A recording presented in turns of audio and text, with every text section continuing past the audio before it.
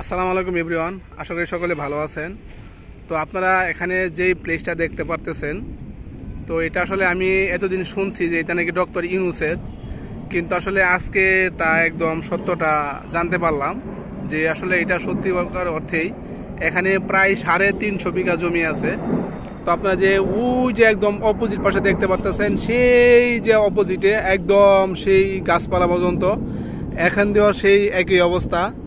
তো এই সম্পূর্ণ জায়গাটুকুই নাকি ডক্টর ইউনূস সাহেবের। তো এখানে অবশ্য যে মাঝখানে যে ফাঁকা ফাঁকাতে হয়তো কোনো ব্যক্তিগত মালিকানাধীন আছে, কিন্তু আসলে এখানে যে 95% জায়গায় যে আমাদের মাননীয় প্রধান উপদেষ্টার।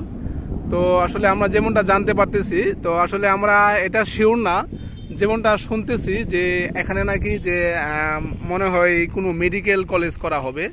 তো সেটা আসলে কত পার্সেন্ট সত্য জানি না, তবে আমি সেটা বলবো, আমি একজন যে শ্রীপুরের বাসিন্দা হিসেবে বলবো যে এখানে যদি মেডিকেলটা করা হয় তাহলে এটা আসলে শ্রীপুরের জন্য একটা সৌভাগ্য। তো ভিউয়ার্স, এটা হলো যে ক্রাউন ফ্যাক্টরি, যে গাজীপুরের শ্রীপুরে পাথারের। তো পাথারের যে এই ক্রাউন ফ্যাক্টরির যে পিছনে যে অংশটুকু আছে, সেই যে আমি আপনাদেরকে আবারও দেখাচ্ছি, এই যে দেখেন, এটা হলো পাথারের রাস্তা। তো এখানে কিন্তু যে ব্যানার টানানো আছে যে এই রাস্তার অপোজিটে হলো ক্রাউন ফ্যাক্টরি। ওইখানে দেখেন ক্রাউন ফ্যাক্টরির এখান দিয়ে যে বাউন্ডারিটা আছে, সেই অদূরে যে দেখা যাচ্ছে ছোট ছোট যে দুইটা কি জানি বলবো, যে টাওয়ার দেখা যাচ্ছে।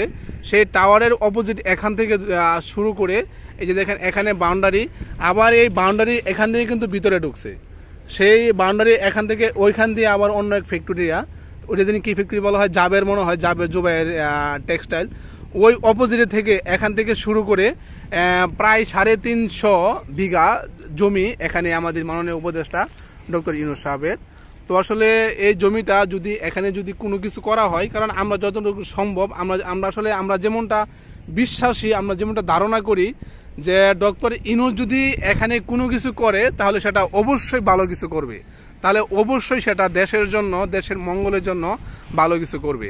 তো আসলে ভিউয়ার্স, তো আপনারা কেউ যদি যে ডক্টর ইউনূস সাহেবের যে এই জায়গাটা যদি কেউ যদি দেখতে চান, তাহলে আপনারা অবশ্যই চলে আসতে পারেন।